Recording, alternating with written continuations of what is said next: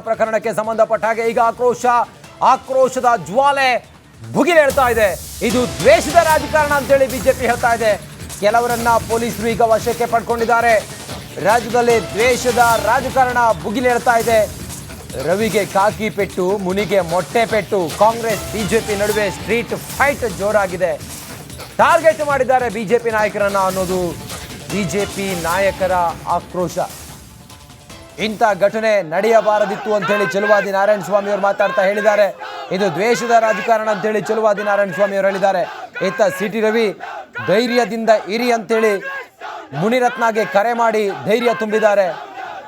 ನಿಮ್ಮ ಜೊತೆಲಿ ನಾವೆಲ್ಲ ಇದ್ದೀವಿ ಅಂತ ಹೇಳಿ ಸಿಟಿ ರವಿ ಮುನಿರತ್ನಗೆ ಕರೆ ಮಾಡಿದ್ದಾರೆ. ನೋಡಿ, ಮುನಿರತ್ನ ಫೋನಲ್ಲೂ ಕೂಡ ಮಾತಾಡ್ತಾ ಇದ್ದಾರೆ.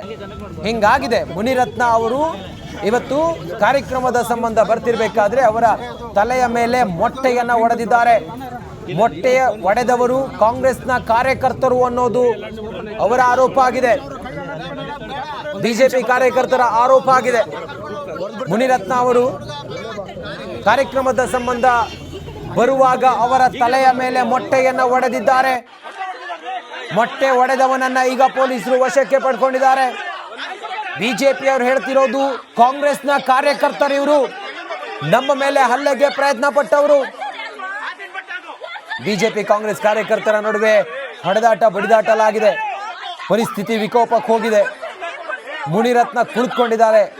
ಎಲ್ಲಿ ತಮ್ಮ ಮೇಲೆ ಅಟ್ಯಾಕ್ ಆಯಿತು ಅದೇ ಸ್ಥಳದಲ್ಲಿ ಮುನಿರತ್ನ ಕುಳಿತುಕೊಂಡು ಆಕ್ರೋಶವನ್ನು ಹೊರ ಹಾಕ್ತಾ ಇದ್ದಾರೆ. ಒಬ್ಬ ಜನಪ್ರತಿನಿಧಿಗೆ, ಒಬ್ಬ ಶಾಸಕನಿಗೆ ಹೀಗಾದ್ರೆ ಜನಸಾಮಾನ್ಯರ ಗತಿ ಏನು ಅಂತ ಹೇಳಿ ಇವತ್ತು ಬಿಜೆಪಿ ಕಾರ್ಯಕರ್ತರು ಪ್ರಶ್ನೆ ಮಾಡ್ತಾ ಇದ್ದಾರೆ. ದ್ವೇಷದ ರಾಜಕಾರಣವನ್ನ ಕಾಂಗ್ರೆಸ್ ಮಾಡ್ತಾ ಇದೆ.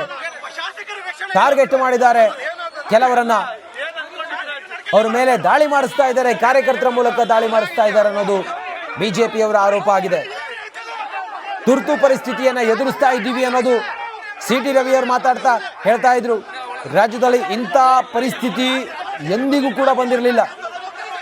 ಇವರು ನಮ್ಮ ಎದುರಾಳಿಗಳನ್ನ ಟಾರ್ಗೆಟ್ ಮಾಡಿ ಅವ್ರನ್ನ ಹಲ್ಲೆ ಮಾಡೋದಕ್ಕೆ ಪ್ರಯತ್ನ ಪಡ್ತಾರೆ ಅನ್ನೋದೆಲ್ಲವೂ ಕೂಡ ವಿಚಾರ ಮುನಿರತ್ನ ಅವರು ಬಹುಶಃ ಮಾತಾಡಬಹುದು. ಈಗ ನೋಡಿ, ಲೈವ್ ದೃಶ್ಯವನ್ನ ಗಮನಿಸ್ತಾ ಇದ್ದೀರಿ.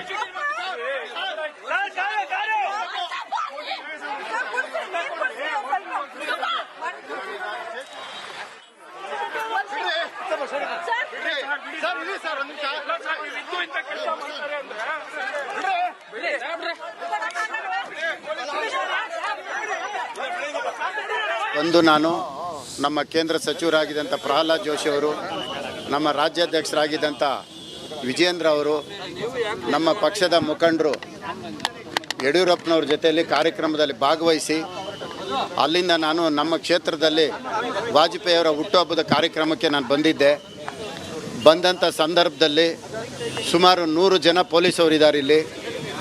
ನಾನು ಕೇಳಿದೆ, ಏನಕ್ಕೆ ಇಷ್ಟೊಂದು ಪೊಲೀಸವರು ಅಂತ ಕೇಳಿದಾಗ, ಇವತ್ತೇನು ನಿಮ್ಮ ಕೊಲೆ ಆಗತ್ತೆ ಇಲ್ಲಿ ಅಂತ ನಮಗೆ ಮಾಹಿತಿ ಇದೆ.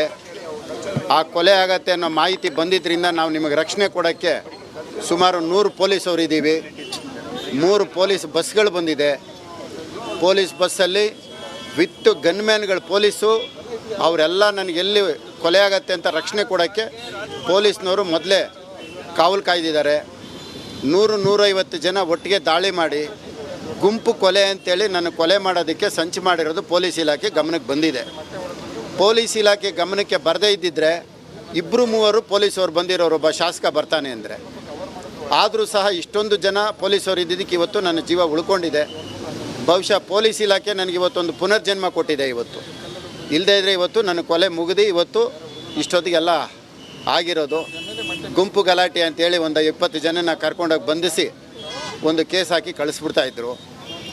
ಈಗ ನನಗೆ ಕೊಲೆ ಮಾಡ್ತೀರಿ ಅಂತೇಳಿ ನನಗೆ ಈಗಾಗಲೇ ಕಳೆದ ತಿಂಗಳು 5ನೇ ತಾರೀಕು, ಎಷ್ಟನೇ ಒಂದು 7-8ನೇ ತಾರೀಕು ಹೊತ್ತಿ ಆ ಡಿಫ್ರೆನ್ಸಲ್ಲಿ ಕೊಲೆ ಮಾಡ್ತಾರೆ ಅಂತೇಳಿ ವಕೀಲ ರೂಪದಲ್ಲಿ 2 ವಕೀಲರು ಬಂದು ನನಗೆ ಹೇಳಿದ್ರು.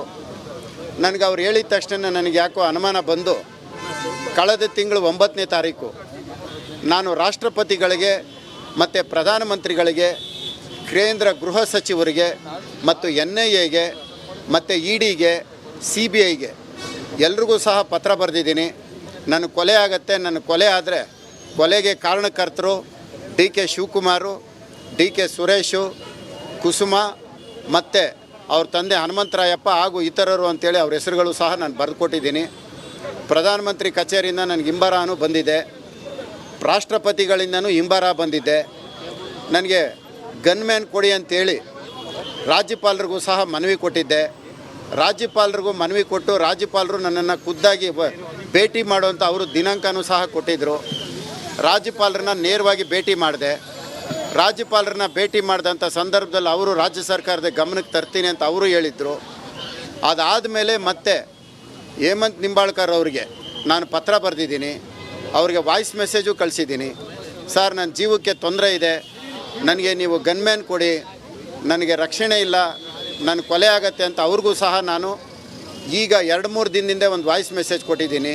ಬೇಕಾದ್ರೆ ಅದನ್ನು ಕೇಳಿಸ್ತೀನಿ.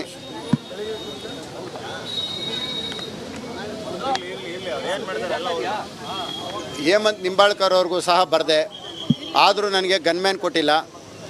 ನಾನು ಯಾವುದೇ ಕಾರ್ಯಕ್ರಮಕ್ಕೆ ಹೋದರೂ ಜಾಲಹಳ್ಳಿನಲ್ಲಿ ನಾನು ಬರ್ತೀನಿ ಅಂತ ಗೊತ್ತಾಗಿ ಅಲ್ಲಿ ಆಸಿಡ್ ದಾಳಿ ಮಾಡೋಕ್ಕೆ ಪ್ರಯತ್ನ ಮಾಡಿದರು. ನಾನು ಅವತ್ತು ಆ ಕಾರ್ಯಕ್ರಮಕ್ಕೆ ಪೊಲೀಸ್ನವರು, ಅಲ್ಲಿನ ಪೊಲೀಸ್ ಇನ್ಸ್ಪೆಕ್ಟ್ರು ನನಗೆ ಮನವಿ ಮಾಡಿದ್ರು, ದಯವಿಟ್ಟು ಈ ಕಾರ್ಯಕ್ರಮಕ್ಕೆ ಬರಬೇಡಿ ನೀವು, ನಿಮ್ಮಲ್ಲಿ ರಿಕ್ವೆಸ್ಟು ಅಂತ. ಆಮೇಲೆ ನಾನು ಆ ಕಾರ್ಯಕ್ರಮ ಪೊಲೀಸವರು ರಿಕ್ವೆಸ್ಟ್ ಮಾಡೋದಕ್ಕೆ ಹೋಗಲಿಲ್ಲ. ಇವತ್ತು ವಾಜಪೇಯಿಯವರು ಕಾರ್ಯಕ್ರಮ ಆಗಿದ್ದಕ್ಕೆ ನಾನು ಬಂದರೆ ಈ ರೀತಿ ಮಾಡಿದ್ದಾರೆ. ಈಗ ಒಟ್ಟಾರೆಯಾಗಿ ಬೆಳಗಾಮಲ್ಲಿ ಸಿ.ಟಿ. ರವಿಯವರು, ಲಕ್ಷ್ಮೀ ಹೆಬ್ಬಾಳ್ಕರ್ ಅವ್ರನ್ನ ಸದನದೊಳಗೆ ಆಗಿರೋಂಥ ಒಂದು ಮಾತಿನ ಚಕಮಕಿಯಲ್ಲಿ ಸಿ.ಟಿ. ರವಿ ಅವ್ರನ್ನ ಕೊಲೆ ಮಾಡೋಕ್ಕೆ ಹೋಗಿದ್ದರು. ಸಿ.ಟಿ. ರವಿ ಅವ್ರನ್ನ ಯಾವ ರೀತಿ ಕೊಲೆ ಮಾಡೋಕ್ಕೆ ಪ್ರಯತ್ನ ಮಾಡಿದ್ರೋ ಅದೇ ರೀತಿ ನನ್ನನ್ನು ಗುಂಪು ಕೊಲೆ ಅಂತೇಳಿ ಮಾಡಬೇಕು ಅಂತ ಪ್ರಯತ್ನ ಮಾಡಿದ್ದಾರೆ. ಗುಂಪು ಕೊಲೆ ಒಳಗಡೆ ಮಾಡೋದಕ್ಕೆ 150 ಜನ ಸೇರಿರೋದ್ರಿಂದ 100 ಜನ ಪೊಲೀಸವರು ನನಗೆ ರಕ್ಷಣೆ ಕೊಟ್ಟಿದ್ದಾರೆ. ಬಹುಶಃ ಇವತ್ತೇನಾದರೂ 5 ಜನ 10 ಜನ ಪೊಲೀಸವ್ರು ಇದ್ದಿದ್ದರೆ ಇಷ್ಟೊತ್ತಿಗೆ ನನ್ನ ಕೊಲೆ ಆಗ್ತಾಯಿತ್ತು. ಹಾಗಾಗಿ ಇವತ್ತು ನನ್ನ ಪೊಲೀಸ್ ಇಲಾಖೆ ನನಗೆ ಪುನರ್ಜನ್ಮ ಕೊಟ್ಟಿದೆ. ಸರ್, ಈಗ ಕಂಪ್ಲೇಂಟ್ ಏನಾದ್ರು ಕೊಟ್ರಾ ಇಲ್ಲಿ ಲೋಕಲ್ ಪೊಲೀಸ್ ಸ್ಟೇಷನ್? ಈಗ ನಾನು ಗೃಹ ಮಂತ್ರಿಗಳು ಇದಕ್ಕೆ ಉತ್ತರ ಕೊಡಬೇಕು. ಗೃಹ ಮಂತ್ರಿಗಳು ಭಾಳ ಒಳ್ಳೆಯ ವ್ಯಕ್ತಿ, ಸಜ್ಜನರು. ಆದರೆ ಗೃಹ ಇಲಾಖೆ ಅವ್ರ ಕೈಯಲ್ಲಿಲ್ಲ. ಒಬ್ಬರು DYSP ಧರ್ಮೇಂದ್ರ ಅನ್ನೋರ ಕೈಯಲ್ಲಿದೆ ಗೃಹ ಇಲಾಖೆ. ಧರ್ಮೇಂದ್ರ ಅವರು ಏನು ಬರ್ಕೊಡ್ತಾರೆ ಅದೇ ಕೇಸು. ಧರ್ಮೇಂದ್ರ ಯಾರ ಮೇಲೆ ಯಾವ ಥರ ಸುಳ್ಳು ಕೇಸ್ ಬರ್ಕೊಡ್ತಾರೆ ಅದೇ ಕೇಸು. ಈಗ ಧರ್ಮೇಂದ್ರ ಈಗ ಒಂದು ಪೋಸ್ಕೋ ಕೇಸ್ ಹಾಕ್ಸೋದಕ್ಕೂ ಸಹ ಒಂದು ಕಂಪ್ಲೇಂಟ್ ಬರ್ಕೊಟ್ಟಿದ್ದಾರೆ ನನ್ನ ಮೇಲೆ. ಪೋಸ್ಕೋ ಕೇಸ್ ಹಾಕಿ ನನ್ನ ಜೈಲಿಗೆ ಕಳಿಸೋದಕ್ಕೆ ಸಿದ್ಧತೆ ಮಾಡ್ಕೊಂಡಿದ್ದಾರೆ. ಅದಕ್ಕೆ ಈಗಾಗಲೇ ಸುಮಾರು 18 ವರ್ಷದೊಳಗಡೆ ಇರತಕ್ಕಂಥ ಹೆಣ್ಣು ಮಕ್ಕಳನ್ನ ಹುಡುಕ್ತಾ ಇದ್ದಾರೆ. ಅವರು ಸಿಕ್ಕಿದ ತಕ್ಷಣ ಒಂದು ಪೋಸ್ಕೋ ಕೇಸು ಹಾಕ್ತೀನಿ ಅಂತ ನನಗೆ ಆ ಲಾಯರ್ಗಳ ಮುಖಾಂತರ ಒಂದು ರೂಪದಲ್ಲಿ ಬಂದಂಥವ್ರು. ಅವ್ರು ಲಾಯರ್ಗಳು ಏನೋ ಗೊತ್ತಿಲ್ಲ, ಯಾಕಂದರೆ ಲಾಯರ್ಗಳು ಹಂಗೆಲ್ಲ ಹೇಳಲ್ಲ. ಬಹುಶಃ ಎಲ್ಲೋ ಕಪ್ಪು ಕೋಟ್ ಹಾಕಿ ಲಾಯರ್ಗಳ ರೂಪದಲ್ಲಿ ಬಂದು ನನಗೆ ಹೇಳಿದ್ದಾರೆ ಅಂತ ನನಗೆ ಅನ್ನಿಸ್ತಾ ಐತೆ. ಯಾಕಂದರೆ ಲಾಯರ್ ವೃತ್ತಿ ಮೇಲೆ ಗೌರವ ಇದೆ, ಲಾಯರ್ಗಳು ಹಂಗೆ ಹೇಳಲ್ಲ. ಇವ್ರು ಯಾರೋ ಬಂದು ಅವ್ರ ಕಡೆಯವರೇ ಬಂದು ಹೇಳಿರೋದು. ಅವ್ರು ಹೇಳಿದ್ದು ಒಂದೇ, ನೀನು ರಾಜೀನಾಮೆ ಕೊಡು, ಕುಸುಮಾ ಮಿನಿಸ್ಟ್ರ್ ಆಗಬೇಕು. ಕುಸುಮಾ ಮಿನಿಸ್ಟ್ರ್ ಆಗಿಲ್ಲ ಅಂದರೆ ನೀನು ಬಿಡಲ್ಲ. ನೀನು ರಾಜೀನಾಮೆ ಕೊಡು, ಅವ್ರನ್ನ ಮಿನಿಸ್ಟ್ರ್ ಮಾಡಬೇಕು. 2 ಸಾರಿ ಸೋತಿದ್ದಾರೆ. DK ಸುರೇಶ್ನ ನೀನು ಸೋಲಿಸಿದೀಯಾ, ಇದರ ಸೇಡು ನಾವು ಬಿಡಲ್ಲ. ಈಗಾಗಲೇ ನೀವೇ ಗಮನಿಸಿದ್ದೀರಿ, DK ಶಿವಕುಮಾರ್ ಒಂದು ಮಾತು ಹೇಳ್ತಾರೆ, ಕೊಂಡಿ ಕಳಿಸ್ತೀನಿ ಅಂತ ಹೇಳಿದ್ದಾರೆ. ಕೊಂಡಿ ಕಳಿಸ್ತೀನಿ ಅಂದರೆ ಅದು ಅರ್ಥ ಕೊಲೆ ಮಾಡಿಸ್ತೀನಿ ಅಂತ. ನನ್ನ ಕೊಂಡಿ ಕಳಿಸೋದಕ್ಕೆ DK ಶಿವಕುಮಾರ್ ಸಿದ್ಧತೆ ಮಾಡ್ಕೊಂಡಿದ್ದಾರೆ. ಆದರೆ ಮಾಧ್ಯಮದ ಮುಖಾಂತರ ಕರ್ನಾಟಕದ ಜನತೆಗೆ ನಾನು ಕೇಳ್ಕೊಳ್ತೀನಿ, ನಾನು ಕೊಲೆ ಆಗೋದು ಖಂಡಿತ. ಆ ಕೊಲೆ ಆಗೋದು ಒಂದು ಹೆಣ್ಣಿಂದ ಕೊಲೆ ಆಗ್ತೀನಿ.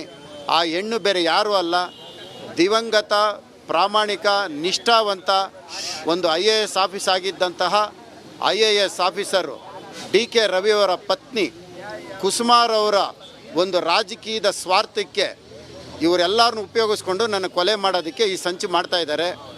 ಲಕ್ಷ್ಮೀ ಹೆಬ್ಬಾಳ್ಕರ್ ಸಚಿವರಾಗಿದ್ದಾರೆ, ಇವರು ಸಚಿವರಾಗಬೇಕು ಅನ್ನೋದಕ್ಕೆ ಇಷ್ಟೆಲ್ಲ ನಡೀತಾ ಇರೋಂಥದ್ದು.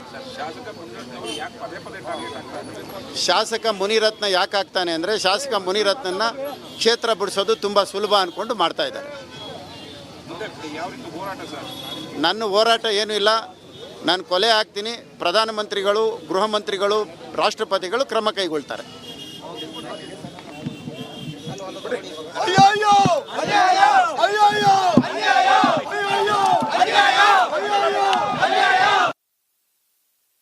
ಗಂಭೀರ ಆರೋಪವನ್ನು